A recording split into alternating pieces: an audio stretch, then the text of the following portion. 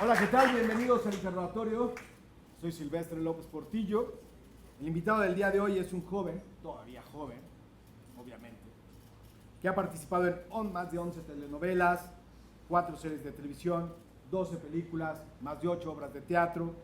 Ha sido director de videos musicales para grupos como El Tri, Café Tacuba, muchos más. Ganador de 3 premios de telenovelas, ganador del premio a la mejor actuación masculina por la agrupación de críticos y periodistas de teatro.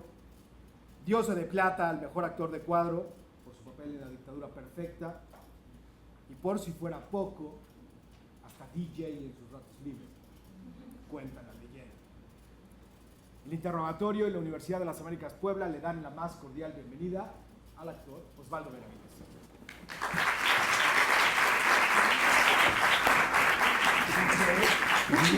¿Qué tal? ¿En ratos libres? Así es. Por favor. Hola, buenas tardes. ¿Qué tal? Toma asiento. Gracias. En agua. Ahora sí. Todo listo, estamos listos. Obviamente tengo que empezar por el principio, como siempre. Pues sí. Nombre completo, Osvaldo Salvador Benavides Brana. lugar y fecha de nacimiento.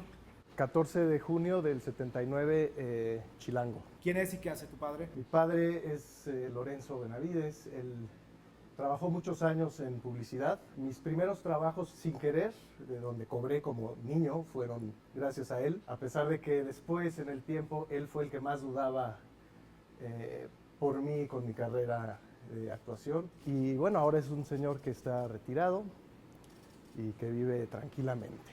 ¿Quién es y qué hace tu madre? Mi madre se llama Gloria Brana, es nacida en Buenos Aires, Argentina. Ella fue rebelde, vivió aquí, hija de unos diplomáticos que trabajaron aquí por ahí de los años 60, 70. Y mi madre se rebeló, no quiso regresar con ellos a Argentina, se casó con mi papá y se quedó desde los 15 años aquí. ¿Cómo eras tú? ¿Cómo era Osvaldo en tu infancia? ¿Cómo fuiste tú? ¿La primaria? ¿Hiciste escuela? ¿Cómo fue tu infancia? Era un niño muy introvertido, penoso, me gustaba protegerme creando mi propio mundo. Era muy creativo, muy imaginativo, muy travieso también. Tengo una hermana a la que le hacía muchas maldades, muchas picardías, me pasaba de lanza con mi hermana, ¿Sí? esa es la El verdad. famoso bullying que Sí, antes no era como bullying. me llevaba 5 años y ella me adoraba y era prácticamente como mi segunda madre, porque yo era pues, su hermanito chiquito que podía cuidar, no era el hermanito con el que se peleaba, sino que pues, era casi su hijo, era como su muñequito al que le daba el biberón y lo vestía, entonces eso me daba derecho, según yo, a bullearla, siendo el más pequeño. ¿Recuerdas alguna así guachada de veras? Pues le hacía cosas, le robaba sus peluches, esto era común, le robaba sus peluches para dárselos a la chava que me gustaba en la primaria. La primaria. Sí. Y me pasó algo curioso, hace poco estaba haciendo una obra de teatro que se llamó Duele, que es la primera obra que produje, y fue a verme la chava que fue mi novia, la que le regalaba los peluches, y me dijo que el peluche preferido de su hija era una foca que le había robado a mi hermana, y me acuerdo perfecto de la foca que le robé. ¿En serio? Así es que no estuvo tan mal. No,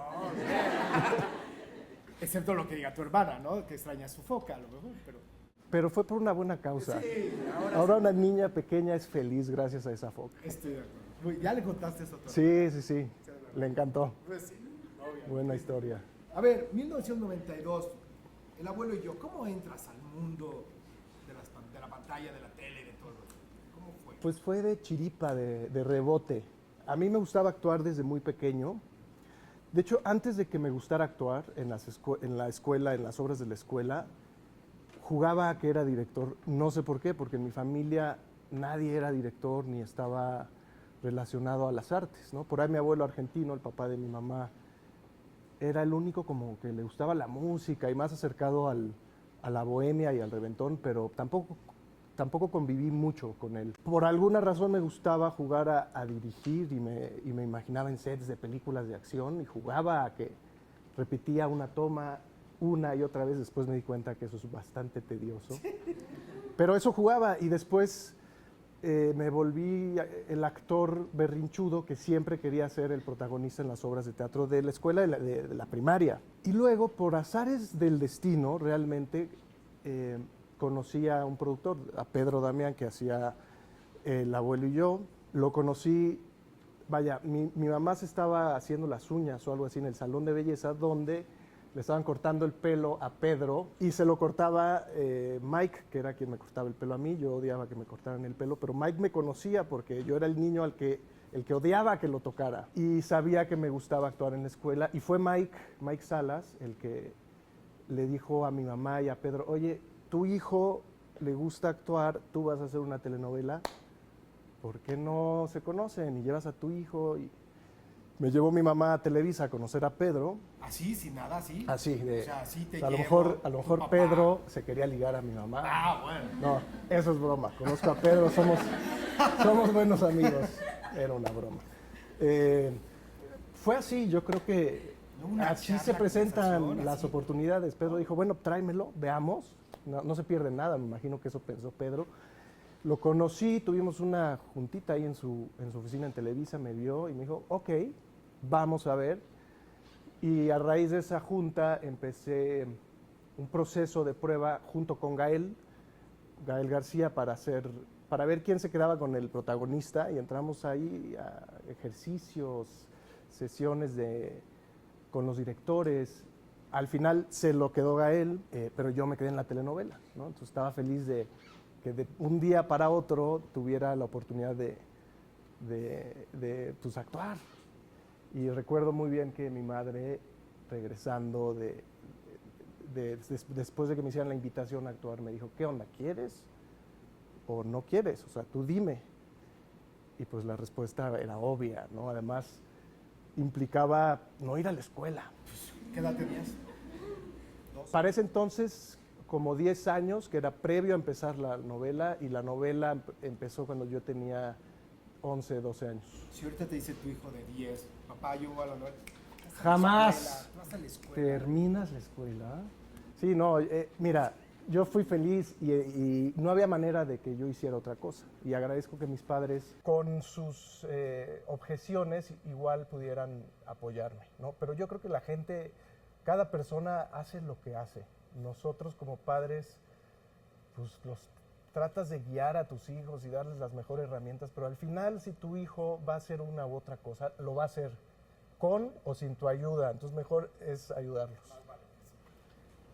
Haces el papel de Paco y la telenovela, perdón, en aquella época fue un guamazo. Pero Sí. además lo más interesante es que han pasado los años y la telenovela se ha convertido en más un clásico y en un ícono por el elenco que salió de esa telenovela.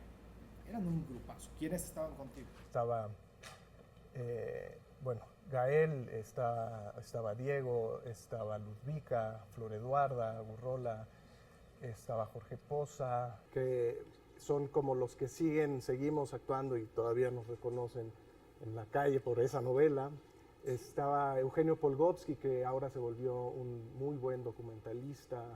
Vaya, yo creo que ahí Pedro tuvo buen ojo y de pronto las cosas, así es la vida, ¿no? De pronto hay momentos donde se hace como un caldo de cultivo, la gente se acerca y pasan cosas interesantes. Tuvimos la fortuna de que ese grupo, pues seguimos la gran mayoría trabajando. ¿Cómo era pasarte con la palomilla? En esas tardes cuando grababas o si grababas, ¿cómo era? Increíble, pues éramos niños jugando a ser adultos. Y cuando eres niño, lo único que quieres es ser adulto. Entonces se nos permitía y se nos pagaba por tener responsabilidades de adultos, ¿no? O sea, llegar a cierta hora, estudiar tus líneas, el dinero que entraba y salía, aunque bueno, en ese entonces al principio pues lo manejaba mi mamá. Pero igual tú adquieres un conocimiento de lo que es el dinero y cómo lo ganas, y no necesariamente es positivo en ese momento, ¿no? Es toda una prueba que se pone al ser como niño expuesto a todas estas cosas a las que quizás uno no está listo a esa edad.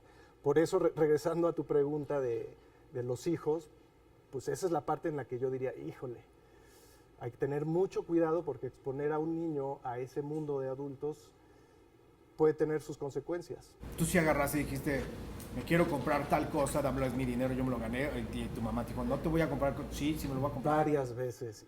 Y mi mamá me decía, ya no hay, es que ya te compraste calzones, mijo. Y la odié durante toda mi infancia porque se dedicó a usar mi dinero para cosas que realmente necesitaba. Con el tiempo le di valor a eso, pero la verdad es que de niño odiaba que no podía comprarme un carrito o lo que sea que quisiera comprarme. Esos son parte de los enfrentamientos, negociaciones que empiezas a hacer como adulto. Pues sí, son discusiones que solo un niño que gana dinero tiene con su padre. Y es una discusión extraña para tener con tu padre o tu madre, ¿no? Pero bueno, así me tocó y la verdad es que tuve mis momentos de golpes y aprendizaje, pero estoy bien, no me fue tan mal. Exacto. Dicen por ahí, hay opiniones, pero bueno, me fue bien, considero que soy una persona afortunada, a mí me fue bien, no es el caso de todas las personas. No, está perfecto. 95, Mariala del Barrio, esa es otra telenovela para muchos, el personaje de Nandito y todo lo que fue. Primero del abuelo, ¿cómo llegas a Nandito? Y dijiste, pues, me le echo otra. Después de todo lo que ha pasado también, tus papás, toda la familia, junta de consejo, dijeron, otra, paz. Fue un proceso largo, porque después del abuelo y yo no tuve trabajo. Estuve parado un rato. 2 años. 3 años, más o menos. Sí, terminamos la obra de teatro. Bueno, quizás sí fueron 2 años, pues los viví, los sentí como si fueran muchos más, ¿no? Fue muy intenso, realmente estábamos encerrados haciendo el abuelo y yo, luego hicimos la gira y no parábamos, estábamos metidos en ese mundo y de pronto yo regresé 2 años a la escuela, ya no pertenecía a ese mundo, me sentía ajeno y extrañaba trabajar, actuar y tenía ya una ilusión de crecer como actor. Hice unos cuantos programitas unitarios por ahí, pero no salían las cosas, hacía castings y no pegaba nada. Y teníamos un taller que nos consiguió Pedro Damián para toda esa palomilla, un taller de teatro, actuación, música, danza, como para entrenarnos un poquito más. Y me acuerdo que Ludvika se había quedado en esa telenovela, en Mariala del Barrio, y me dijo, oye, falta uno de los personajes más importantes, ¿por qué no vas y hablas con la productora, Angeli Nesma? Y pues llegué a su oficina, toqué la puerta y le dije, oye, la verdad es que me encantaría trabajar, quiero trabajar, tengo ganas, tengo sed, tengo hambre. Y me vio, me preguntó un par de cosas, me hizo regresar al día siguiente, me revisaron los dientes, así como caballo, eso no me voy a olvidar nunca, así, a ver, abre la boca, déjanos ver tus dientes, así como caballo. Fue extraño. ¿Estás en la edad, qué, 14? Sí, 14, justo 14 iba a cumplir 15 años. Pero ya tenía los dientes completos. Exacto, no va a ser que tenía los de leche todavía, a los 14. Pues es que es raro, ¿no? Porque es como tratarte como mercancía. Fue raro, pero bueno, no me importó en ese momento. Y me dieron la oportunidad, sin hacerme prueba ni nada.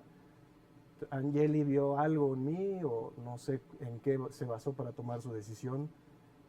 Y entré a esa telenovela que resultó siendo un madrazo. O sea, una cosa que yo no me esperé, ¿no? Y que fue mi primera sacudida de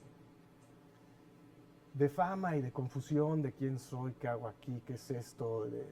También era la edad, 15 años, adolescencia. Fue un muy bonito, un buen proceso porque aprendí muchas cosas.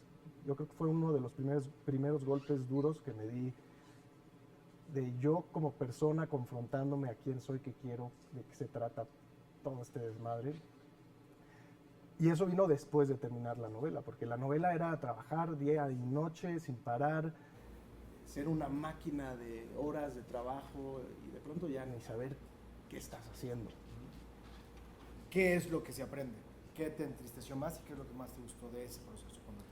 Cuando terminé, sentí por primera vez en mi vida un vacío muy fuerte, que creo que es una cuestión generacional. Yo en ese momento no lo entendía, pero venía de una máquina de éxito y de jaloneos por mí y mi tiempo, intereses y dinero y presentaciones. cosas que yo no entendía por qué estaba haciendo, ¿no? De pronto perdí, simplemente las hacía sin entender bien qué es realmente lo que estaba haciendo. Y al terminar la novela y tener tiempo para estar conmigo mismo, sentía que mucho de lo que había hecho no tenía sentido. Y sentí ese vacío generacional. Osvaldo, a los 15. A los 15, pues sí, pero también creo que ese vacío yo lo sigo teniendo lo experimento de manera distinta, pero lo sigo observando dentro de mí y dentro de mi generación y varias, arriba y abajo. ¿La palomilla estaba igual? Como te hablabas con Gael, Diego, Ludwig, todos, y estaban más o menos pasando lo mismo. Pues con los que estaba cerca, sí. Sí, porque además, pues también es tu primer golpe con la madurez. En la adolescencia es el primer momento donde sientes que te estás volviendo algo más complejo que solo un niño. Sí, por eso digo que es normal que a esa edad sucedan esos cuestionamientos, pero también expuesto a este mundo, si tú no tienes claro por qué haces las cosas, terminas muy confundido. A ver, los dos productores, cuando tú ahorita comentabas y decías, algo vieron, ¿qué veías tú en ti? ¿Qué decías? Yo soy una pistola en esto. ¿Qué era lo que tú sabías hacer? Siempre navegaba con un conflicto, ¿no? Con un conflicto de seguridad versus inseguridad. O sea, por un lado veía a otras personas que actuaban de mi edad o como que pudieran competir por los mismos papeles y decía, yo puedo hacer eso mucho mejor, por un lado. Y por otro lado, a la hora de hacerlo sentía que no estaba capacitado o que me faltaba mucho por aprender. Eso me sigue pasando hoy en día a todos los niveles. Ya no me la tomo tan en serio, tengo más sentido del humor, con el tiempo uno se relaja más, pero siempre hay una dualidad en mí entre que me siento capaz y que por otro lado siento que todavía no llego a donde quiero llegar. Creo que tiene que ver con la exigencia. Pero pues yo veía que tenía facilidad, ¿no? Que tenía por dónde entrarle, y también uno tiene que tener esa ciega confianza en sí mismo para de pronto aventarse a hacer cosas que de otra manera no te aventarías. La fama. Cuando llega, ¿cómo empiezas a manejar la fama? La primera vez es un autógrafo, la primera vez que te reconocen. ¿Cómo empieza a ser la fama para Osvaldo? Nunca fue algo que yo busqué, nunca fue mi objetivo. Conociéndome, sabía que era una parte que no necesariamente iba a disfrutar. Fue muy súbito, ¿no? Con Mariala del Barrio justamente fue una explosión de 0 a 10 en 2 segundos. Y fue fuerte para mí perder el anonimato, poder ir al cine, al súper, porque disfruto hacer esas cosas, me gusta disfrutar la ciudad. Y perdí eso, o yo me dejé perderlo, dejé que me afectara demasiado, quizás. Y me encerré, ¿no? Me encerré en casa, en mí mismo, y fue ese rato de introspección, de decir, bueno, ¿qué estoy haciendo? Después las cosas cambiaron. Van cambiando. Vamos platicando poco a poco. Luego es el premio mayor, luego entras al teatro con Roberto Zucco. ¿Cómo fue entrar al teatro? Bueno, y lo primero fue El abuelo y yo, de niño. O sea, ya mi salpicada de público y escenario ya la había tenido desde muy niño, y entonces, y fue una gira extensa. Entonces, entré a suplir a Diego Luna. O sea, Diego y yo somos muy amigos, vivíamos juntos. Él estaba en esta obra que se estrenaba en el Cervantino, y necesitaba a alguien con quien alternar. Y siendo muy amigos y viviendo juntos, pues lo natural fue invitarme a mí. Nos fuimos al Cervantino, nos la pasamos increíble, y me tocó estrenar junto con él, ¿no? Echarnos una y una función en un mundo nuevo, en un mundo de un teatro, pues,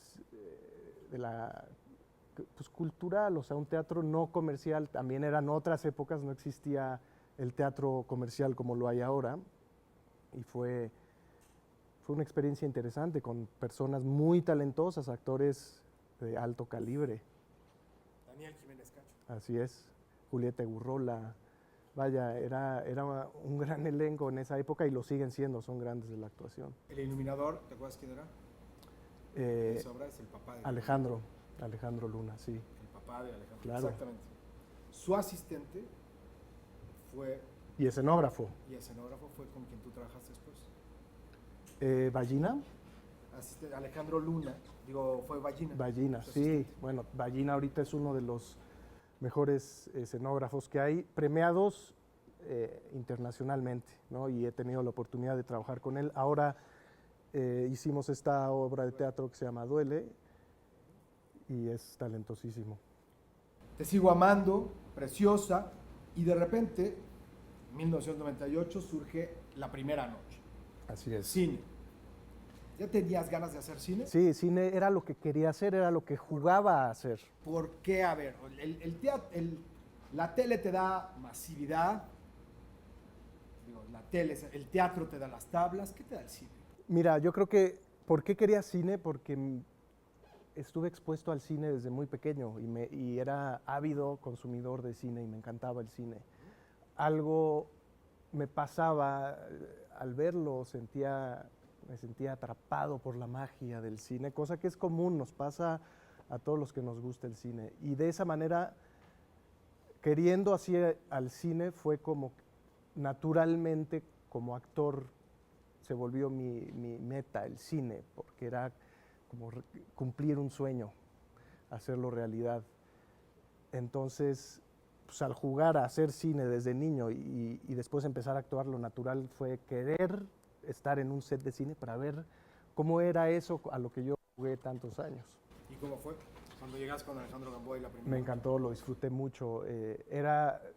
Yo creo que cuando lo hice me di cuenta que era una meta que me había puesto sin hacerla consciente, ¿no?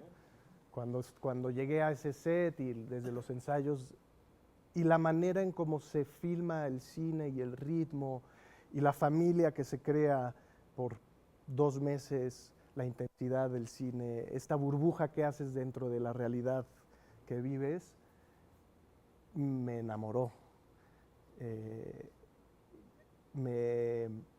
Simplemente me sentí como en casa, como que esto es donde me sentía que pertenecía ahí, más que en el teatro o que en el cine, pero por una cuestión personal, no tanto por si una es mejor que la otra o actoralmente qué te da una a la otra. Era eso, esa sensación de estar en el lugar en el que soñaste por tanto tiempo. ¿Estarás de acuerdo que el cine te da otra élite? El teatro tiene otra élite y la televisión tiene también sus cosas, pero el cine obviamente te puede llevar otros caminos, no estás como entre la mitad. Yo sigo pensando que el teatro sigue regresando a estudiarlo y todo, pero el cine es un ejercicio impresionante, es una parte creativa. No sé cómo vayas viendo ahora, si ha cambiado tu perspectiva del cine, la televisión y el teatro. Cada una tiene sus diferencias y yo soy de la idea de hacer un poco de todo. O sea, mi intención es no casarme solo con cine o teatro o televisión, sino poder hacer todas. O sea, la televisión, ¿qué es? La televisión es callo y tablas para con pocos elementos, poco tiempo, resolver las cosas de la mejor manera posible.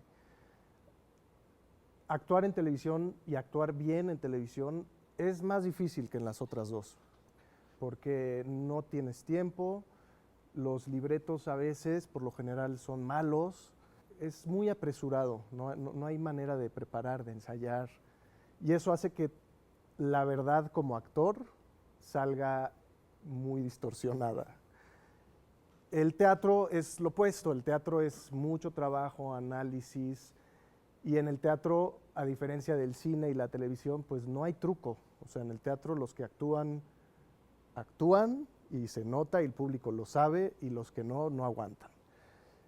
Eso es lo maravilloso del teatro, que es la prueba de fuego para cualquier actor, para ver si realmente tienes lo que se necesita para actuar. No hay edición, no hay música que te ayude a estimular los sentidos o las emociones. Y son procesos muy intensos los del teatro y de mucha exploración y de hecho de mucha repetición, porque el teatro lo que también tiene de maravilloso es que nunca acaba el proceso. Por más de que des 100, 200 cantidad de funciones, va creciendo, vas encontrando y no termina el proceso teatral hasta que se acaban las funciones. Y el cine Está en medio en el sentido, en el tiempo en el que se le implica, que se involucra para trabajar, para análisis, o sea, no es, para nada es tan rápido como la televisión, pero tampoco es tan profundo como el teatro. Pero el cine es muy específico, se trabajan los momentos por pedacitos y hasta que queden bien. Y hay una atención muy intensa a cada momento, cada escena, cada shot. Todo el mundo tiene que hacer bien su trabajo y luego le toca al actor poner la cereza en el pastel y concluir el trabajo que todos ya prepararon para que él haga la toma y la haga bien y puedan pasar al siguiente momentito que tiene que ser perfecto. El cine tiene ese detallismo, eso que los otros dos no lo manejan igual.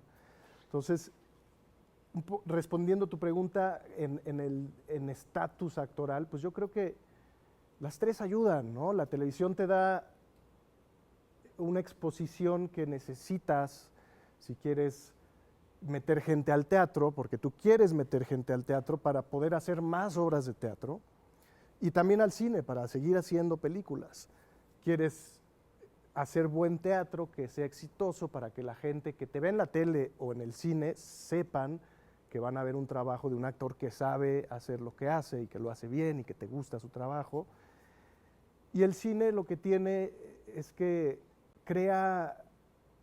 siento que crea personajes inolvidables, ¿no? Mágicos, entrañables, que se quedan ahí para siempre, ¿no? A veces con la televisión pasa, pero es otro fenómeno. La televisión, siendo masiva, como pasó con Mariala del Barrio, pues de tanto repetirla y tanto verla y tanto éxito, la gente se le queda grabado, machacado en el cerebro, ¿no? En cambio el cine es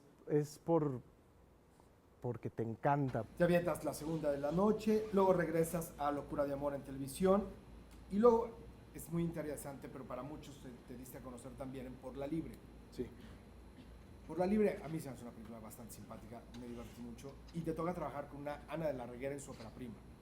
¿Cómo llega Por la Libre y cómo es el trabajo ahí? Por la Libre, pues casting, por casting. ¿Todavía hacías casting? Sí. ¿Todavía haces casting? Sí, claro. Sí, hay que ser humilde y saber que entender, vaya, después de dirigir y de producir, me di cuenta que los productores, los directores necesitan ver a los actores en el personaje para saber si realmente funciona. A veces uno por orgullo quisiera que lo escogieran de buenas a primeras y a veces pasa, pero también entiendo que hasta que no te ven en el personaje no sabes si sí es o no es. Entonces por la Libre llegué a base de hacer castings y fueron como una muy buena semana de casting diario y de ir quedando ahí entre los afortunados hasta llegar a al último tercio de actores que estábamos disponibles y al final me lo quedé, ¿no? Tuve la fortuna de que se conjugaron, uno no podía, yo le gustaba más a la productora, etcétera, como se dan las cosas. Y hice Por la Libre y me pasó con la Libre que fue, yo creo que el primer guión en el que trabajé, que cuando lo leí por primera vez, realmente me conmovió. Conecté mucho con la película y la película es afortunada, es divertida y es entrañable y fue muy acertada. Es lo que es comercial, es muy agradable y creo que eso viene desde el guión y conecté con eso y a la hora de empezar a los ensayos pues estaba feliz haciéndolo, ¿no? Y sentía que era como el siguiente paso después de la primera y la segunda noche, esto se sentía que era un poco más grande y fue en esa época donde Altavista Films empezaba como este emporio. Altavista Films fue una productora en México que quería hacer las cosas en grande, ¿no? Yo creo que fue la primera, y fue la primera que dijo, venga, vamos a hacer peliculotas.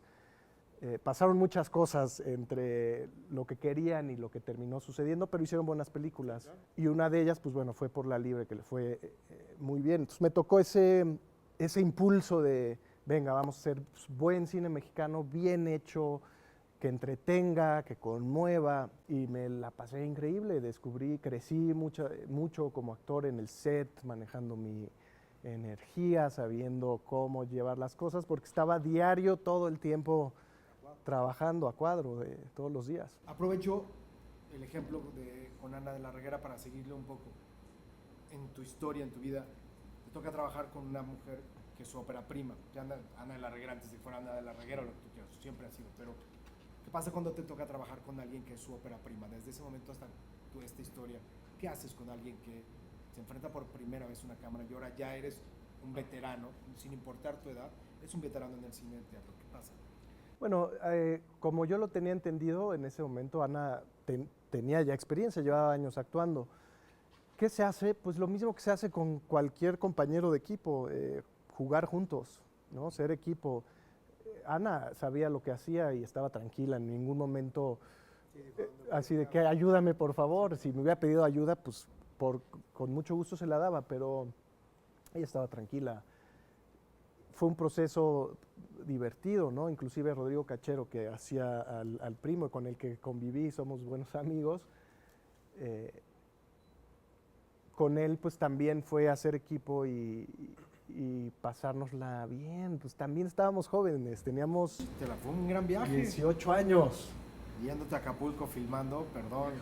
Con Ana de la Reguera. Sí, muy divertido. Fue una bonita experiencia, la verdad. Sí, cuentan las leyendas, yo lo sé. Que se la pasaron muy bien. Muy bien. Y luego las promociones y los roles que se da ustedes quizás no lo saben, pero de las cosas más divertidas de hacer películas son los tours de promoción y los festivales, porque pues, las películas viajan por festivales y eso es lo mejor, porque ya pasaron 3 años, tú ya la hiciste, ya la quieres mucho a la película, si la sufriste ya se te olvidó y ahora estás en un festival donde te tratan maravillosamente y conoces gente increíble que hace lo mismo que tú, que tiene tus mismos intereses y compartes ese pedazo tuyo que es la película con gente que está haciendo exactamente lo mismo. Y si no te gustaba, ya te gusta. Sí, por supuesto, ya nada más por estar ahí. Pues sí, obviamente. A ver, Trainspotting con Gabriel Retes, esa debió haber sido una experiencia. Pues sí, así de... Diles quién es Gabriel Retes. Gabriel Retes es el hijo de Ignacio Retes, el maestro Retes, un director de teatro muy reconocido. Gabriel se volvió cineasta, ha hecho muchas películas, es un conocido cineasta de la época previa a lo que, pues a Cuarón y a Luis Estrada, es como la camada anterior. Y hizo películas exitosas en su momento, como El Bulto, Tú ayúdame, por favor, tú eres el conocedor. Hizo la de cuando distribuye tu bar del SIDA, después hizo la del SIDA. Ajá, que Luis Felipe era actor. Era actor y se mete con el... perdón. Ahorita regresa.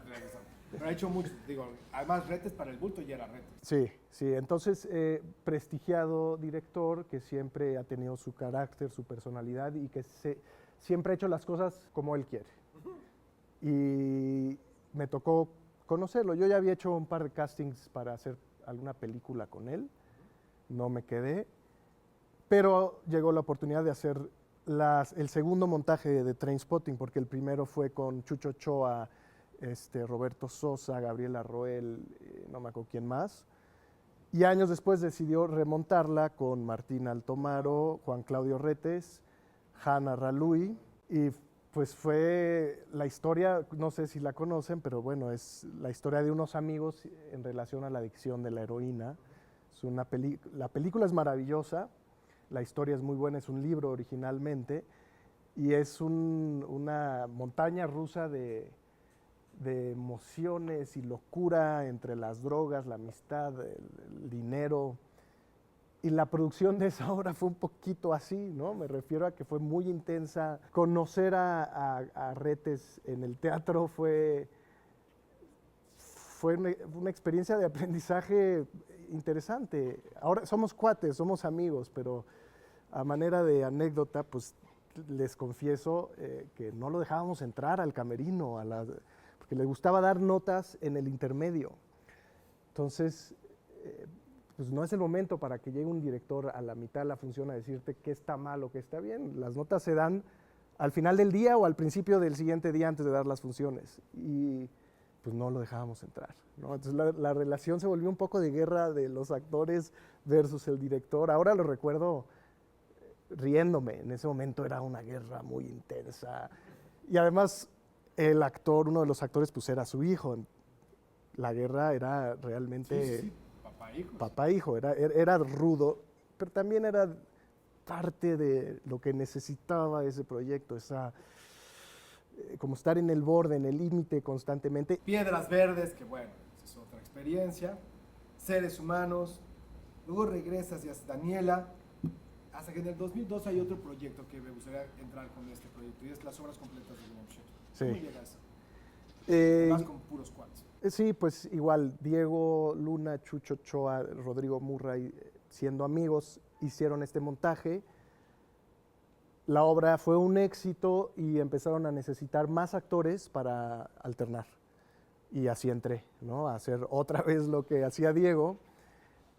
La obra, ese primer montaje duró como 4 años. O sea, fue un madrazo.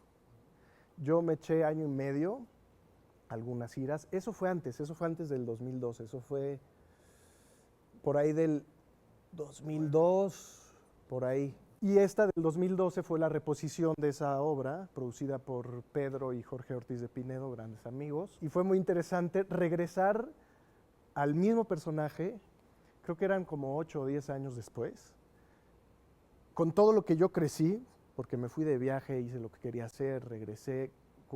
Uno cuando crece como persona, crece como actor inevitablemente. Y fue muy interesante para mí retomar el mismo personaje en la comedia fársica que era Obras Completas de Shakespeare y disfrutarlo pues ya con más kilómetros, ¿no? Con más horas de vuelo. Es increíble cómo cuando uno repasa, vuelve a vivir ciertas cosas después de muchos años, lo haces con mucho más gusto y mucho más conciencia de lo que estás haciendo. New York Film Academy, ¿por qué te fuiste?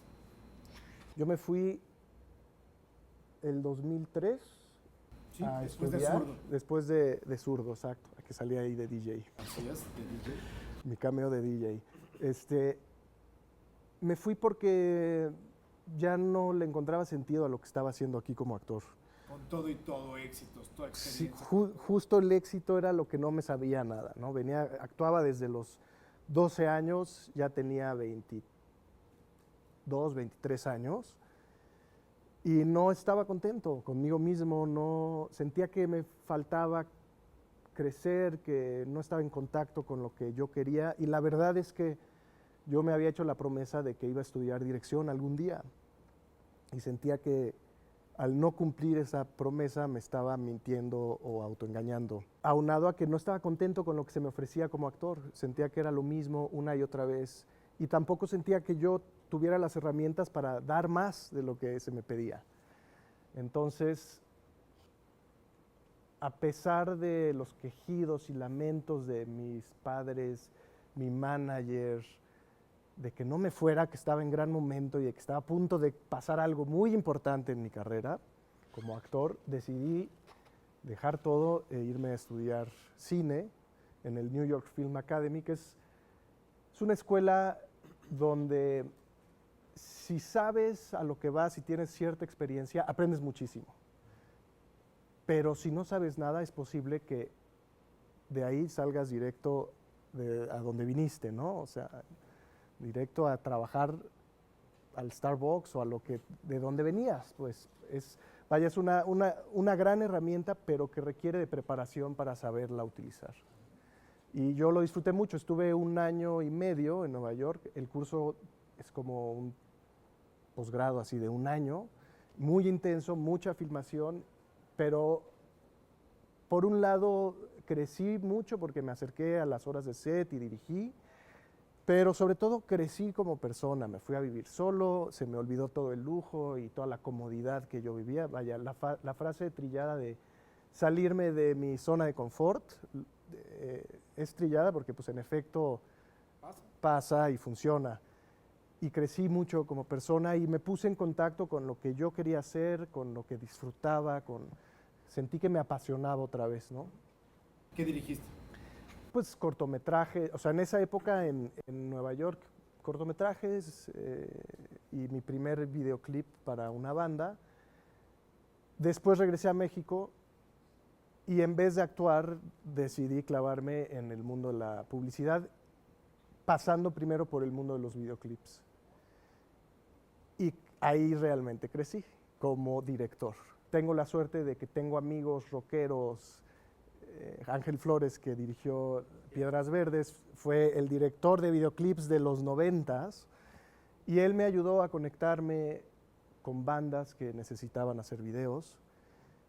Y así empecé a conectar un video tras otro y tuve la fortuna de hacer videoclips pues chingones, o sea, para bandas pesadas y buenas, ¿no? O sea, está Café Tacuba, Amandititita, Los Liquids, Bengala, La Lupita, El Tri. Fue divertido, además me tocó justo la transición de las casas, las disqueras, que todavía permitían que los artistas y los directores hicieran su video como ellos querían, justo antes de que se volvieran los videoclips otro comercial más de las bandas, ¿no? Cuando empezó a suceder eso y la disquera se empezó a meter demasiado en que quería demasiado playback o quería que la banda se viera así o asado, yo dije, bueno, yo ya hice lo que me tocaba hacer y dejé hacer videoclips porque los presupuestos cada vez alcanzaban para menos, no podía hacer lo que yo quería y las disqueras se ponían demasiado exigentes en cómo ellas querían que se vendiera el artista, que están en su derecho, lo entiendo perfectamente,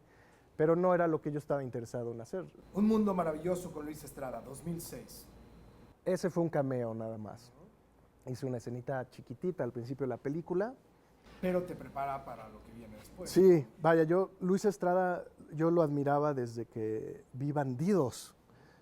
No me acuerdo qué año fue eso, yo era un niño, vi Bandidos en el cine y fue la primera película que yo vi en el cine que dije, esta es una buena película mexicana que se ve bien, se oye bien, divierte, conmueve, y desde ahí supe quién era Luis Estrada. Cuando me invitaron a hacer el cameo en Un Mundo Maravilloso, pues dije, por supuesto, venga. Y me divertí, fue un papelito chiquitito, 2 frases, pero el solo hecho de estar ahí, conocer a Luis, valió la pena y pues probablemente fue la sobremesa para trabajar con él posteriormente. Claro. Todos eran mis hijos, que te da mejor actuación masculina. Así es. Esa fue una obra de teatro. Una obra de teatro con Pedro y Jorge Ortiz de Pinedo, con quien he vuelto a trabajar. Pedro Ortiz, con quien me acabo de asociar para hacer esta obra que hicimos Duele, ahorita platicaremos de ella. Esa fue la primera actuación que hice después de regresar de Nueva York.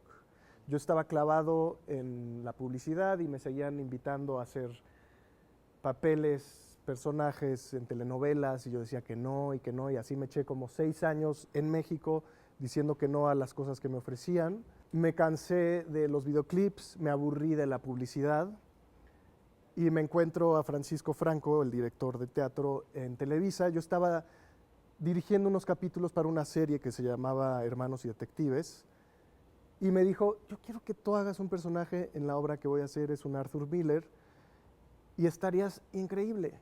Yo conocí a Francisco de muchos años y lo admiraba como director y dije, bueno, puta, pues sí me interesa. Y entramos, me platicó, conocí a Pedro y Jorge Ortiz de Pinedo, hice la obra y me di cuenta que la actuación era algo que seguía dentro de mí y que además, después de años, le había readquirido el gusto, ¿no? Y que además me sentía mucho más capaz que antes. Y me encantó. Dije, ok, esto a lo que le invertí tantos años es momento de retomarlo y retomarlo con la pasión que sentía en ese momento y que todavía siento. Verlo desde otro punto de vista, ¿no? Desde el punto de vista de disfrutar y de también darle peso a esos años invertidos y saber que el esfuerzo que uno invierte en algo tiene sus frutos y hay que aprovecharlos, ¿no? Hay que ser grato, agradecido con la vida que no siempre te da oportunidades y cuando se te presentan, pues las tienes que aprovechar. Pero ya para ese momento también ya sabes, conoces, es más, ya eres un director. ¿Cómo es dejarte otra vez dirigir? ¿No dijiste, oye, yo ya he dirigido, ya déjame solo? Yo también, ¿no? Fue al revés, justamente. ¿Sí? antes de dirigir y de estar metido en la producción del otro lado de la cámara, era indirigible. O sea, era un actor que no confiaba en los directores, que no confiaba en la visión, vaya, que sentía que los directores no veían bien las cosas, ¿no? Seguramente era mi percepción y me faltaba un poco de humildad seguramente y de respeto para el trabajo de los demás, pero bueno, eso era lo que me tocó vivir en ese momento. A raíz de conocer cómo funciona la dirección y la producción, entendí mucho de qué es el trabajo realmente de los directores y todo lo que está en juego para ellos. Y también les di chance de que está bien que no sepan hablar con los actores, ¿no? Porque es muy común que los directores no sepan dirigir actores. Son la gran mayoría. Y eso era de lo que yo me quejaba. Hoy lo veo como pues, una oportunidad para poder aportar más, ¿no? Como actor, si el director de pronto no sabe cómo comunicarse o cómo pedirle algo a un actor, pues a mí me da una oportunidad de dar más al proyecto y ayudarlo y facilitarle a él las cosas y meter de mi cuchara, ¿no? Para el bien del proyecto. Gritos de muerte y libertad, y de repente regresas y te vas a otro género, subgénero, que es la serie con Soy tu fan, ¿no? Sí. Con la que es la parte de la serie. La serie otra vez, un trancazo. ¿Cómo es de repente irse a la serie? ¿Qué te dicen en Televisa? ¿Tienes exclusividad en Televisa? ¿Puedes hacer lo que se te pega la regalada gana? Porque fuiste, hiciste algo para el 11, regresaste. Yo tuve exclusividad muchos años, desde pequeño, vaya, desde que hice Mariela del Barrio, ahí tenía exclusividad, la tuve por muchos años, hasta que les dije, por ahí de los 21, 22, les dije, ya no quiero exclusividad, páguenme por proyecto. Me dijeron, sí, perfecto, no hay problema. Fue ahí que me fui a estudiar y pues yo siempre mantuve una buena relación con Televisa, pues ahí crecí, pero pues tampoco me sentía obligado, responsable a nada, entonces pude hacer lo que quise hacer. Ahora tengo otra vez un convenio con Televisa para hacer cosas con ellos, pero yo puedo hacer lo que quiera como productor, como director, y en teatro, en cine, yo puedo hacer lo que quiera, que a mí eso es lo que me importa, poder hacer tele para mantener el músculo activo y para poder tener exposición y también darme el chance de descubrir proyectos interesantes en televisión, más ahora que hay un auge de series, una explosión de series, pero también como un vehículo para poder hacer lo que quiero hacer, que es producir y actuar y dirigir. Subhisteria, que también es otra locura. Lo que no podía Márquez en otra parte. Cloroformo, que vas con Gustavo Loza. Sí. También fue bastante chido. Noche, Suria, bueno, gran banda. Gran banda. Doblaje, Santos contra la Tetona Mendoza. Más que doblaje fue una recreación de Nandito y de Soraya. O sea, fue pues, burlarse de uno mismo. En la historia, en la película, en la animación de Santos y la Tetona, hay un momento donde están estupidizando a un personaje, poniéndolo enfrente de una telenovela y viendo la maravillosa escena tan manoseada y compartida en internet. Y me dijeron, ¿qué onda? ¿Te la avientas? Y dije, puta, por supuesto, vamos a reírnos. Y fue muy curioso estar 20 años después con Itatí, que está igualita además, haciendo otra vez esa escena. Y Itatí lo hacía idéntico. Era la misma. Era impresionante cómo lo hacía. O sea, sentía, yo me transporté a ese lugar en mi vida, a ese momento. A esos gritos. A esos gritos. Y fue muy chistoso, fue muy divertido. Pero bueno, no fue un doblaje, fue reírse de uno mismo, ¿no? Fue doblarse de la risa más bien. Sí, pero hacerlo, si era una hora de llamado, seguro hicieron 6, porque ¿en dónde ver? Fue rápido, ¿Sí? fue Álvaro Curiel lo dirigió ese pedacito. Y estuvimos 3 horas y nos cagamos de risa, o sea, lo disfrutamos. Vaya, yo antes me daba vergüenza o estaba enojado con Nandito y que me reconocieran ahora ya lo veo con sentido del humor, obviamente. Lo que la vida me robó, luego Me late chocolate con Carla Souza. Sí. Aprovecho esta película porque ya estamos entrando en una nueva distribución, nueva cinematografía, regresa a una cinematografía con otro protagónico, parte de los protagónicos. Es muy rudo ya el público, la exhibición. ¿Qué pasa por tu cabeza cuando una película le va bien o le va mal? Pues bueno, así a manera de preámbulo, como dices, cambia la jugada con el cine y ahorita es así. El cine ahora, con el apoyo fiscal, que es básicamente lo que sucede para los que no saben, es que las empresas pueden dar parte de sus impuestos para la producción cinematográfica, ¿no? O sea, las empresas se vuelven productoras. Esto tiene sus pros y sus contras. Lo cierto es que se hacen muchas más películas que antes, ¿no? Y eso no deja de ser bueno. Hay películas demasiado comerciales porque de pronto tienes a ejecutivos de empresas decidiendo qué películas qué películas sí y cuáles no se hacen, lo cual ahí es donde yo digo, ¿por qué ellos su dinero no es de ellos, es de los impuestos? Yo siento que ahí la regulación tendría que ser distinta, pero bueno, son temas, son aguas profundas y oscuras. Pero lo cierto es que se hace mucho más cine y se empieza a hacer un cine mucho más comercial, ¿no? Como con una beta más comercial, muchas comedias románticas, para apostarle al negocio y a la lana, lo cual está bien. Estaría bueno que se compensara con otro tipo de películas y que los espectadores también quisiéramos ver otro género, pero ahorita el momento en el que estamos es en el que se hace mucha comedia, sobre todo comedia romántica, y al parecer la tendencia indica que los que vamos al cine es lo que queremos ver. Entonces, esperemos que este ciclo pase y empecemos a ver más cosas, no solo las comedias románticas. Es así como llega Me Late Chocolate, dentro de esta nueva oleada de películas con estímulo fiscal, con un target muy específico, con una clara noción de hacer dinero y entretener, lo cual yo no critico. Y además yo llevaba un rato sin hacer cine y ya traía la cosquilla, ¿no? De puta, quiero estar en el set otra vez. Es como, hay una necesidad ahí permanente de regresar al set de cine y se me presentó esta oportunidad. No había hecho una comedia romántica así, porque por la libre pues era una película de aprendizaje, aunque hubiera romance, pero no había hecho una comedia romántica de género. Y pues dije, bueno, pues vamos a probar. También soy alguien que me gusta experimentar y probar, abierto a las nuevas experiencias.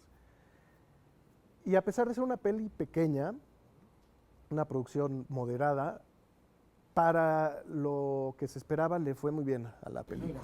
Durísimo. Sí. Muchos jóvenes. Sí, y a la gente le gusta mucho y sé que la siguen viendo en Netflix, entonces, pues suerte, ¿no? O sea, si las cosas tienen éxito, siempre hay que agradecerlo. ¿Qué pasa cuando no? Pues ¿Qué hay haces que tú aprender. como actor? Chin, pues en el guión estaba bien, pues ya que la filmamos valió, es culpa del... No sé, ¿cómo reaccionas tú cuando una película no funciona, no la va a ver la gente? O sea, no me ha tocado a mí sentir que he fracasado, ¿no? Por ejemplo, yo creo que la película que hice que casi nadie ha visto es Seres Humanos, que era una ópera prima de Jorge Aguilera, que ahorita es un conocido director de comerciales y es muy talentoso, y en su momento él estudió en el CCC, hizo su ópera prima en el CCC, y había mucha expectativa por Jorge, porque además se tardó en hacer esta película, y yo le tenía mucha fe a la peli, y sobre todo al personaje, y estaba muy clavado. Fue justo después de hacer Por la Libre, y para mí el viaje de hacer esa película, bajé 10 kilos para hacer el personaje, fue un aprendizaje y una experiencia que de ninguna manera puedo verla como un fracaso. La película no logró distribuirse, no logró verse. Eso se puede definir como fracaso en términos de que pues, la película no fue expuesta, no tuvo la reacción, no cerró el círculo de la comunicación, pero para mí no fue un fracaso. Entonces no me ha tocado vivir en esta presión de si no sale y no gana un chingo de lana, es un fracaso. Como que a mí no me toca ahorita vivir en esos, como actor no vivo dentro de ese universo, ¿no? Okay. La dictadura perfecta. ¿Cómo llegas a la dictadura perfecta? Película polémica, ruda, interesante, divertida. te reencuentras con el Perro Estrada. Así es. ¿Cómo fue planear La Dictadura Perfecta? Además, porque tu personaje, que estaba basado en Carlos Loret, que esto se llenó de todo. Bueno, en papel. Sí, sí, sí. Yo me había enterado que Luis me quería para su peli porque conozco a su gente, ¿no? A su productora, a su editora. Pues, llevo años haciendo lo que hago y nos conocemos todos. Entonces por ahí me llegó el chisme de Luis te quiere. Y yo hice un casting. Hice el casting y de pronto pasaron meses que no supe nada. Dije, bueno, pues ya no me quedé. Me habían dicho que me quería, hice el casting, no me quedé. Ok, bueno, ni modo. Yo estaba haciendo las obras completas de William Shakespeare en el 2012 por ahí. Y iba en un avión para dar gira a San Luis Potosí, a Durango, y en el avión me encuentro a la productora que estaba haciendo scouting de locaciones en Durango para La Dictadura Perfecta, y me dijo, ¿qué onda? ¿Ya estás o no? Y le dije, no, pues no me han hablado. Yo ya lo di por muerto.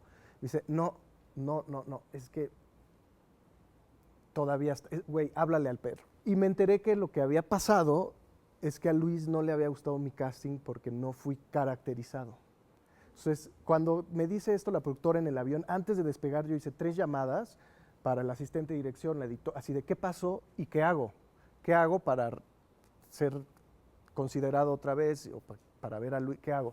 Y ahí fue que me dicen, mira, lo que pasó es que no te disfrazaste, entonces Luis no le gustó, sintió que te valía madres. Bla, bla. Total que doy función en Durango, llego al hotel esa misma noche y me habla Sandra Becker, que hacía el casting, y me dijo, ya tienes audición, callback para el lunes a las 9 de la mañana en los estudios Churubusco. Y dije, chingón, perfecto. La cosa es que yo tenía que disfrazarme y estaba dando funciones ese fin de semana en Durango.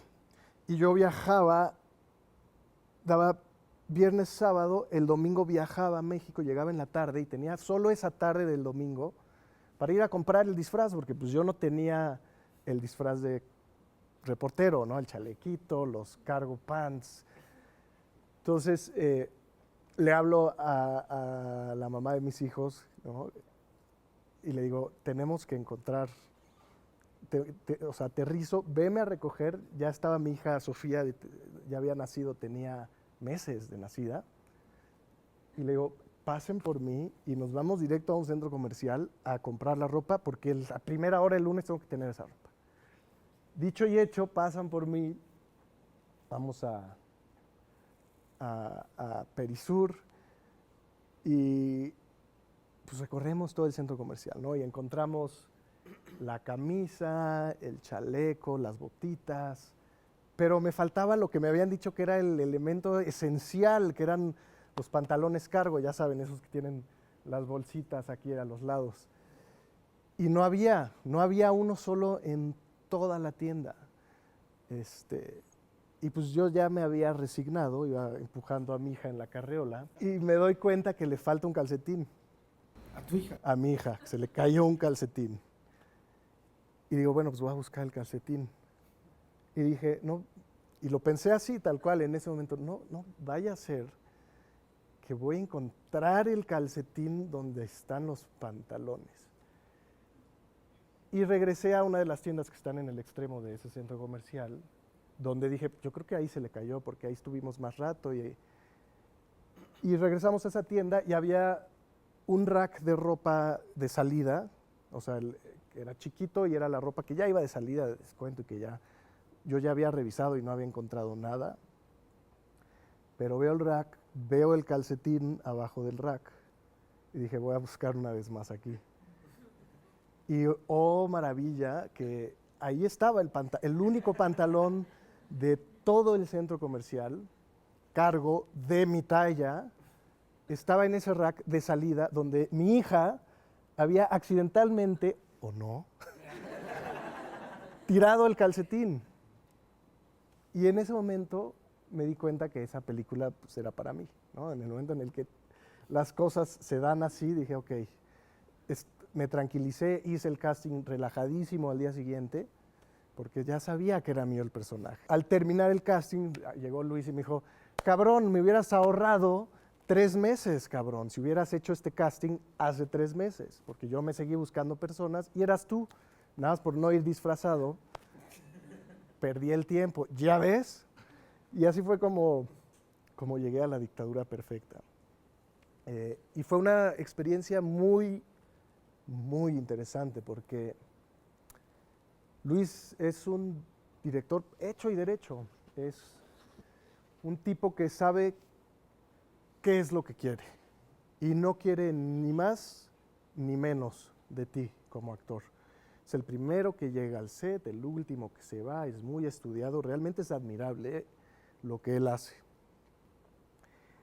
Y tú eres solo una pieza de su engranaje y no quiere más que eso. Y a mí eso me costó trabajo, porque a mí me gusta colaborar, me gusta meterle de mi cuchara, así me divierto yo cuando me dejo ir, pero Luis no me dejaba. Y además estábamos Poncho Herrera y yo en toda la película, y era la primera vez que él hacía su película con güeritos, ¿no? O sea, que sus protagonistas eran niños bonitos güeritos. Y estaba muy nervioso, porque siempre había trabajado con actores experimentados, con los que él pues, ya tenía una relación de confianza, y a nosotros no nos conocía, y como que rompíamos el formato que él siempre había manejado. Entonces nos tenía muy atados, muy amarraditos, no nos dejaba explorar, no nos dejaba ni respirar en las escenas, ¿no? Y recuerdo en una de las escenas que estábamos grabando, Poncho y yo, filmando Poncho y yo, era un diálogo, nosotros dos, como de 3 páginas, y luego entraba Enrique Arreola, gran actor. Y estamos Poncho y yo ya con 3 semanas de tener a Luis encima de no, así no, más coloquial, que no, y la escena no quedaba y no quedaba porque no estábamos ni pensando, ni teniendo imágenes, ni respirando. O sea, ya era totalmente artificial lo que estábamos haciendo. Y entraba Enrique y hacía lo que él hace maravilloso, muchachos, y hacía su actuación increíble. Y se sentía el contraste entre lo presionados y tensos y poco libres que estábamos, y entraba Enrique y era absurdo, ¿no? Hasta que yo le dije a Luis, oye, espérate. Y le dije, no podemos seguir así, tenemos que cambiar, ¿eh? Y después se volvió un rolling gag con Luis a lo largo de la filmación. Cuando nos pedía otra vez eso, entre él, Poncho y yo, pues había este rolling gag de, más coloquial, ¿verdad? Sí, más coloquial. Y él se relajaba y se daba cuenta que tenía que dejarnos respirar y pudimos terminar la película más relajados. Pero fue muy interesante la experiencia de conocer a alguien que sabe qué es lo que quiere, que no te dice todo lo que uno quisiera saber y que en el fondo se sale con la suya.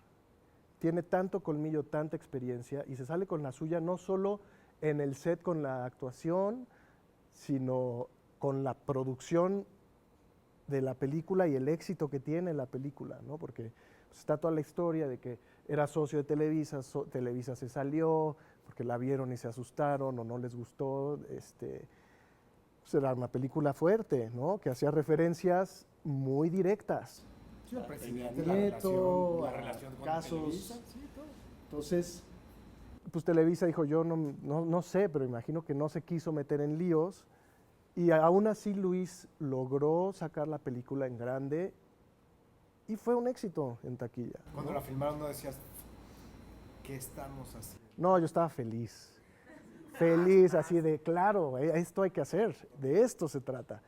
Luis estaba nervioso.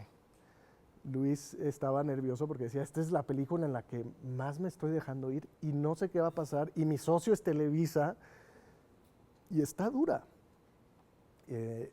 Pero pues le salieron las cosas, o sea, es un tipo brillante. Un hombre ajeno, luego A que no me dejas, luego la película El cielo es azul, te avientas, y luego Cuerdas. ¿Qué tal te fue Cuerdas? Bueno, yo tuve la oportunidad también de verte en Cuerdas, a mí Cuerdas me gusta. ¿Cómo fue hacer Cuerdas? Maravilloso. Cuerdas fue un proyecto de amigos, producido entre amigos. Tuvo es un gran texto por Bárbara Collio, que es una mexicana, texto original mexicano, fresco, nuevo, contemporáneo, que es la historia de 3 hermanos y la confrontación de su historia con sus padres, sobre todo con el padre de ellos, un padre que básicamente los abandonó. Y es estos 3 hermanos totalmente dañados y estropeados por la vida, obligados a confrontarse como familia y a confrontar al padre, y de alguna manera el final pues está un poco abierto, pero sí había un acercamiento de los hermanos, ¿no? Aunque no era un final feliz. Fue un proceso muy interesante, fue la primera vez que yo trabajé con Toño Serrano. Antonio Serrano, que era otro de los directores con los que yo había querido trabajar, otro de los directores con los que no había podido quedarme en sus castings, pero amigo cercano, amigo de amigos y con quien yo ya había convivido. Y a la hora de que me invitaron Chema, que Chema Jaspic producía junto con su hermano, pues dije, por supuesto, hagámoslo, claro, ustedes, Toño, Luis Roberto Guzmán era el otro actor, después se incorporó otra amiga, Elitia Manzanilla, a la producción. Pues era un proyecto soñado, trabajar en algo que quieres trabajar, con quien quieres trabajar, pues, ¿qué más puedes pedir, no? Ruta 35 y finalmente Duele. ¿Cómo te fue en Duele? Gran experiencia Duele. Sí, Duele para mí es como el banderazo de lo que realmente quiero hacer ahorita con mi quehacer artístico, creativo, con mi carrera. Producir. O sea, producir, no me refiero al productor sentado en la oficina o aquel el que vende las ideas, aunque sí, pero más bien me di cuenta que mi impulso por dirigir a lo largo de estos años, realmente lo que había detrás de todo eso era esta necesidad de llevar a cabo proyectos, ya sea escritos por mí o coescritos por mí, o que yo escogiera, que yo sintiera que tienen un valor de ser, una razón de estar ahí y que tuvieran un valor. Yo pensé que eso era querer ser director, pero con el tiempo me di cuenta que no, que es más ambicioso aún, ¿no? Que es producir, o sea, gestar una idea, escoger las piezas, darle forma como tú crees que tiene que ser.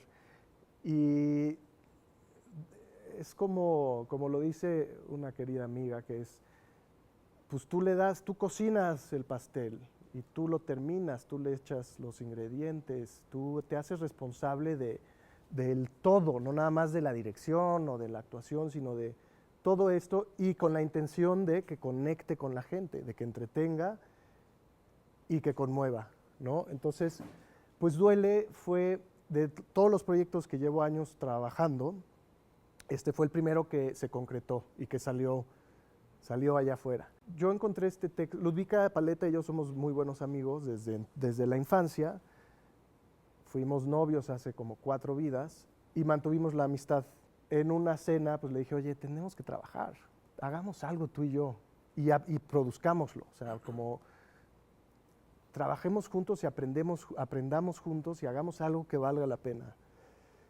Y nos prendió la idea, yo busqué textos, leí infinidad de textos y de pronto llegué a esta obra que se llamaba Gruesome Playground Injuries, escrita por un estadounidense que se llama Rajiv Joseph, nominado al premio Pulitzer por otra obra. Y en cuanto la empecé a leer dije, es esta, porque pues es la historia de amor entre 2 personas que se conocen a los 8 años y es vista a lo largo de 30 años, de los 8 a los 38. Ludvika y yo nos conocimos pues, a los 10, estamos ya rondando los 38.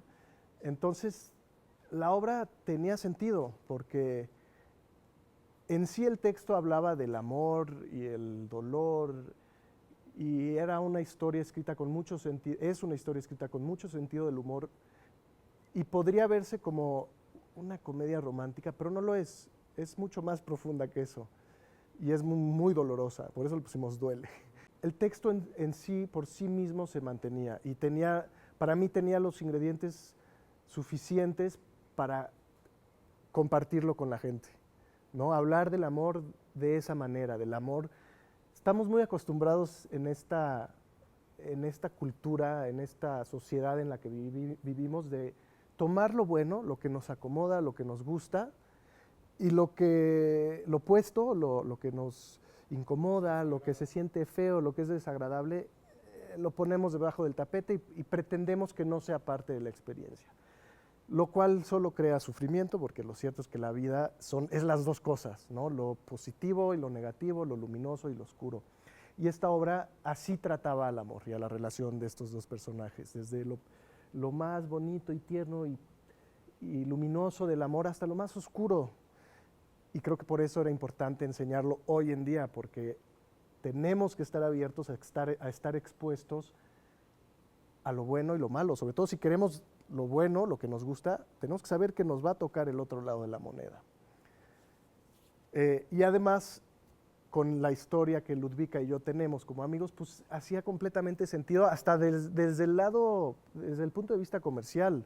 Decíamos, ¿quién no va a querer vernos a nosotros dos en una historia de amor? O sea, tenía todos, era un circulito perfecto. Entonces, buscamos los derechos, éramos nosotros dos sin saber lo que estábamos haciendo, tocamos puertas, buscamos los derechos, nos dijeron, no, los derechos cuestan $10,000. Dijimos, ¿cómo? ¿Te cae? No, pues, no, está un poco caro. Pasaron años, se enfrió, cada quien hizo sus cosas, y después me topé con Pedro Ortiz de Pinedo, con quien yo ya había trabajado, y le dije, chécate esta obra, porque esta es la que Ludvika y yo queremos hacer. Además, justo Pedro estaba terminando de hacer una obra que originalmente quería que Ludvika y yo hiciéramos. Entonces, antes de entrar a esa obra le dije, chécate esta, que es la que sí queremos hacer, la que yo encontré y que está perfecta para los dos. A la semana me habla Pedro y me dice, tengo los derechos, vamos a hacerla. Esto fue en noviembre del año pasado, que me dijo, venga, va. Y en cuestión de 6 meses ya estábamos estrenando. O sea, Pedro era el ingrediente que faltaba para echar a andar la producción. Pedro sabe producir.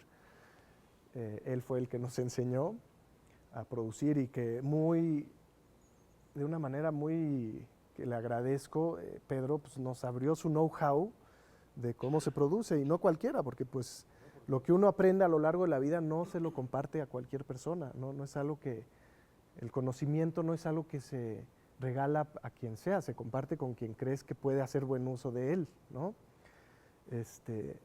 Y nos metimos en esta obra donde las cosas se dieron solitas, ¿no? Queríamos los tres a Diego del Río como director, que es un director de teatro muy joven, pero muy experimentado y muy, muy sensible.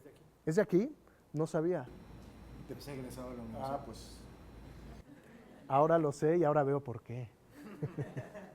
¿Por qué es tan talentoso el muchacho? Entonces, así como queríamos a Diego, queríamos a Jorge Ballina, y todos nos dijeron que sí, todos podían, todos querían, y el proyecto, así como empezó y fluyó y se fue dando solito, sin ningún tipo de problemas, todo lo contrario,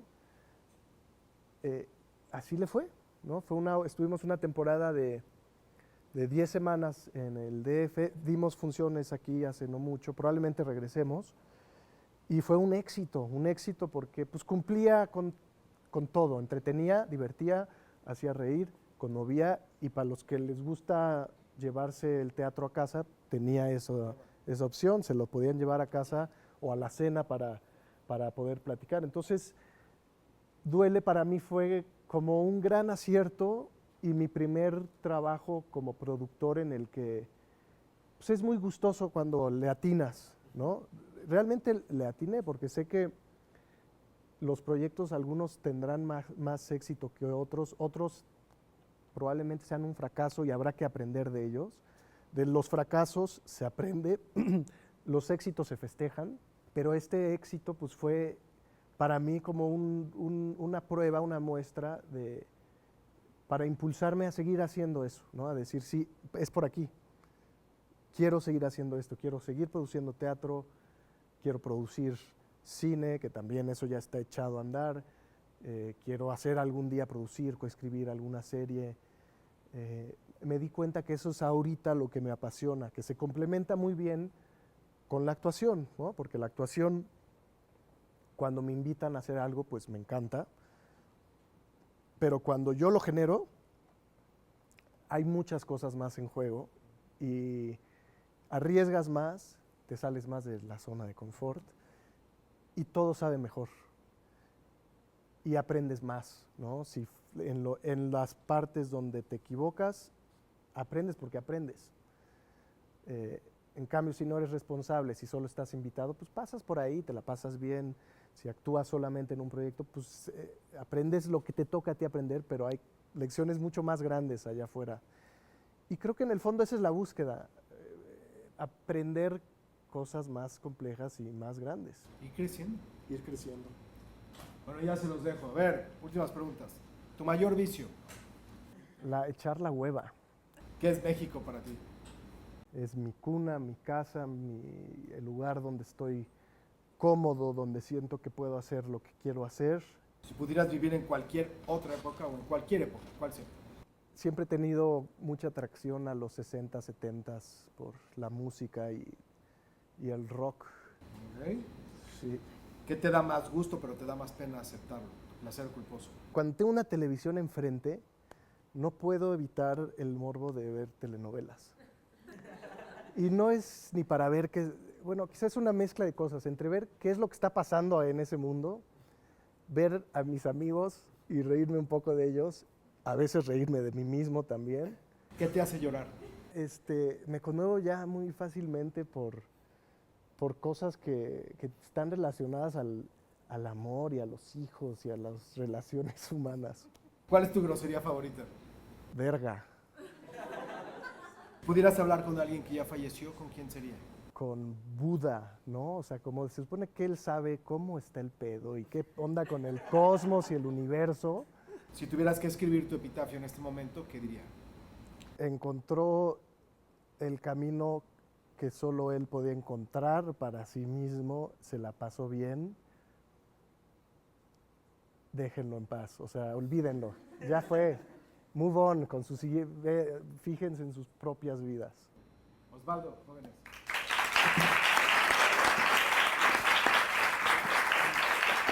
Gracias. Hola, yo soy María de Rosario, soy de enfermería y le quería preguntar que si tiene algún significado su tatuaje del brazo derecho. Este tatuaje, me quería tatuar ahí, no sabía qué tatuarme. En un sueño, un día estaba dormido y en el sueño volteé, vi esto, me emocioné tanto que me desperté en ese momento, lo dibujé, me fui a dormir otra vez y al día siguiente, después de despertarme, me lo tatué. O sea que los sueños se hacen realidad. No sé cuál sea el significado, pero así se dio. Me llamo Erika Contreras, es comunicación y profesión de medios. Mi pregunta es, ¿cuál es tu opinión de las novelas mexicanas, además de que te dan risa al verlas? ¿Cuál es mi opinión? Pues es un producto hecho para un target específico de personas. Y los jóvenes ya no se las están tragando, ¿no? O sea, a los jóvenes ya no les gusta, ya no son ese target. Las novelas están hechas para estar ahí de fondo en la televisión, no están hechas para hacer arte o para realmente conectar con el público, están hechas para estar ahí, por eso son tan reiterativas, para que la señora que las tiene y esté ocupada haciendo otras cosas, con oír sepa lo que está pasando y no se pierda nada. De hecho, hay esta regla que dicen que cada X segundos o minutos en una telenovela tiene que haber un grito o algo, un sonido fuerte para llamar la atención de vuelta de quien la tiene ahí de fondo. ¿Qué pienso? Pues que son eso, son lo que son. Han sido parte de la cultura televisiva de este país, pero están dejando de serlo. Y los que vemos lo que se hace en televisión, ya no nos la creemos, ya no nos pone una telenovela, sobre todo cuando hay cosas tan bien hechas y tan completas allá afuera en televisión, llámese series. Y bueno, ahí está, Televisa ya está cambiando, ya está anunciando nuevos formatos y nuevas cosas, se tardaron. Pero bueno, ni hablar de Netflix y de todos los otros servicios de streaming, ¿no? Ya las cosas están cambiando, por suerte. No tengo opinión personal, o sea, no puedo decir son buenas, son lo que son. Buenas tardes, mi nombre es Rosario Guadalupe, igual estudio la carrera de enfermería y quería preguntarle qué sintió a volver a hacer la escena con Soraya. ¿Qué sentí? Pues mucha risa, lo disfruté mucho, se pasó de volada el tiempo, entonces agradecí poder burlarme de mí mismo, sobre todo. Creo que eso es lo mejor de esa experiencia, poder burlarme de mí y compartirlo con quien haya visto esa película. Hola, soy Hola. Daniela y estudio comunicación y producción de medios. Y mi pregunta es, bueno, hace rato mencionaste que el cine mexicano está teniendo más auge, más producciones, más cosas. Entonces mi pregunta, y mencionaste también que te gustaría ver, pues igual y no tanto comercial, sino otro tipo de cine. Entonces, ¿qué cosa te gustaría ver como próximamente en el cine? ¿Qué tipo de cine? Pues de todo, o sea, hablando solo del cine comercial, me gustaría ver más géneros, porque cine no comercial o independiente o no mainstream hay en México, y hay muy bueno, muy exitoso, muy festivalero, hay muy buenos directores, muy reconocidos fuera de México, en México casi no los ven. Más de ese también, y dentro del comercial, pues poder ver más comedias, más películas de terror, más películas dramáticas, históricas, biográficas.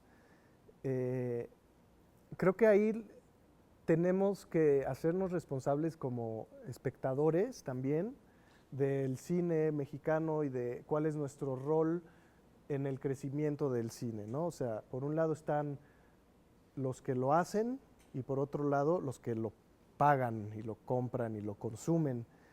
Ambos tienen responsabilidad, sobre todo en una industria incipiente como la que es México, que todavía está creciendo y encontrando su identidad. Entonces, los que lo hacen lo tienen que hacer bien y de buena calidad y tienen que comprometerse con hacer algo que entretenga para que la gente se quede a verlo. Y los que lo consumimos tenemos que ser exigentes y no conformarnos con lo que está ahí enfrente, sino pedir cada vez mejores producciones. Si nos conformamos con lo que nos ponen, pues nos van a seguir poniendo lo mismo. Entonces, digo, ya me fui un poco más allá de tu pregunta, pero para mí es importante decir esto. Nosotros como consumidores, espectadores, jugamos un rol muy importante y tenemos que hacernos responsables de ese rol, sobre todo si queremos exigir calidad y tener más diversidad en el cine, más y mejor cine, pues entonces es nuestra obligación ser activos en nuestro papel como espectadores. Hola, soy Andrea. Ay, creo que no soy. Estudio biología y quisiera saber cuál es el papel más opuesto a ti que has interpretado.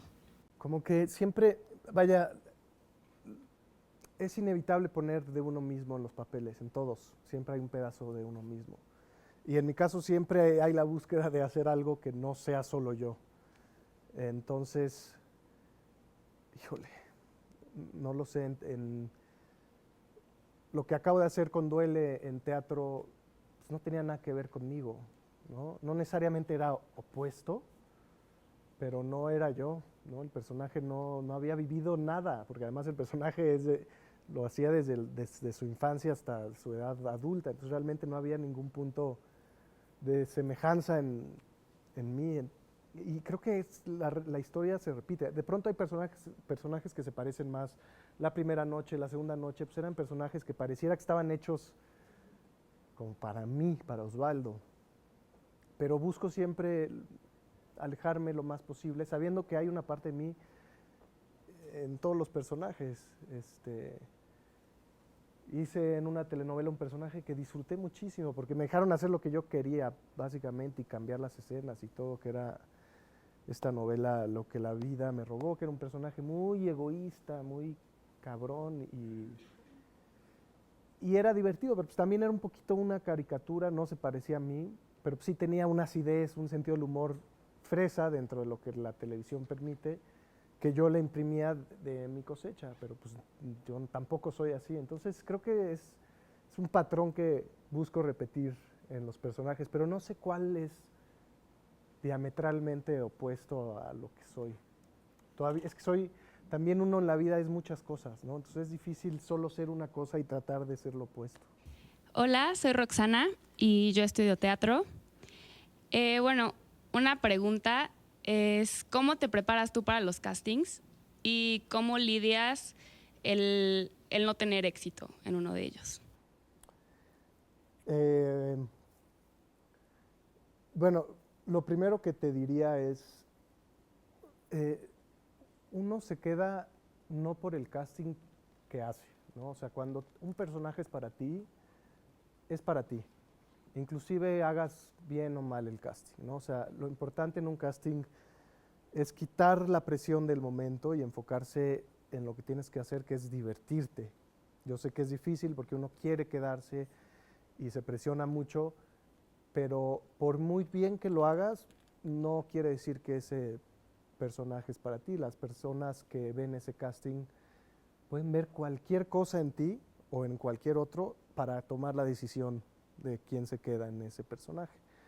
Entonces, lo primero que hago en un casting es quitarme de encima ese peso de presión de tengo que, debo hacerlo así o asado, y más bien saber que la vida es así, si es mío, y si no, no quiere decir ni que lo hice mal, es simplemente que no me tocaba y que no era para mí, era para alguien más.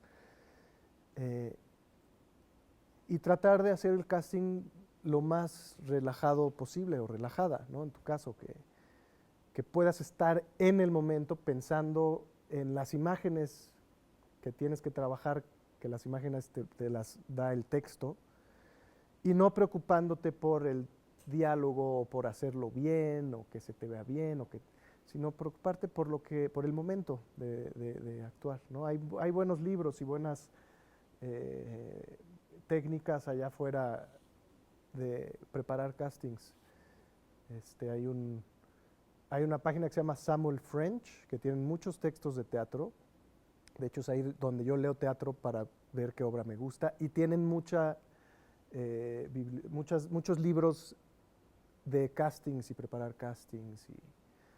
Si te preocupa preparar castings, te recomiendo meterte a samuelfrench.com y ahí le pones en la búsqueda auditions y ahí te van a salir muchos libros y el que te lata, pues cómpralo y no es buena herramienta.